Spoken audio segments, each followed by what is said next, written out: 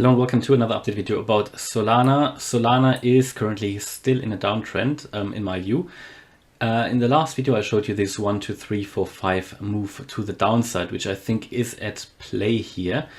There are two possibilities as with a Bitcoin chart in my view here for Solana. The first possibility is that we have a 1, 2, 3, 4, 5 move here to the downside, and that wave 5 isn't complete yet. Which would also mean that, so this 1, 2, 3, 4, 5 is also part of a wave A. So this would complete the wave A. The wave A would then move into a wave B and a wave C. Yeah. The possibility that we haven't seen the wave 5 yet would mean that we very unlikely get above this red target area, yeah, or yellow target area. So in the last video I showed you that that this area here would be my target area for this move up here, and yeah, this worked out. You know, you can see how difficult it is for the price to move through here. If we get stuck in here, and we did that before, if we get stuck in here, then I think we're going to go down again, and we'll go to lower prices here in that region of, well, possibly $130. That would then move into a wave B, yeah, where we could retrace. Let me just show you, where we would then from down here move possibly here into an area of around $210, you know, maybe $230 in a wave B to the upside. After which we would then come down in a wave C that would be lower than the wave A, and that would be somewhere here in the target area, yeah, between $50 and $130, a bit like that. So this is what I would, oh no, can't change that. No, it was like that. So between, yeah, 50, 55 and $130. That is the first possibility. The second possibility is that we have already seen the wave 5. So what you would then have is, oops, maybe here something like a, I don't know, you know, maybe wave 3 here. Wave 4 might have been here somewhere, and then the wave 5 was this last move here to the downside.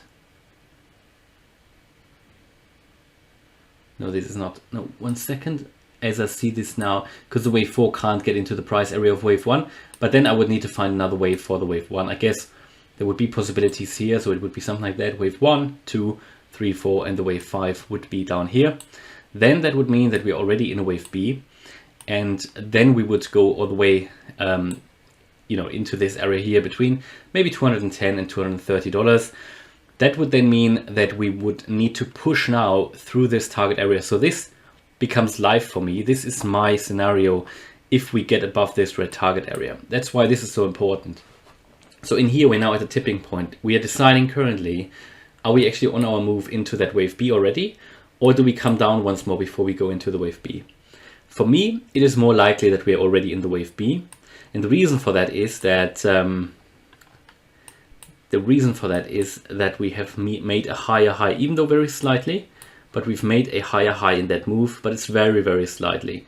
So that's just what I think, but we don't know before until we really get through this target area here of $190. Yeah.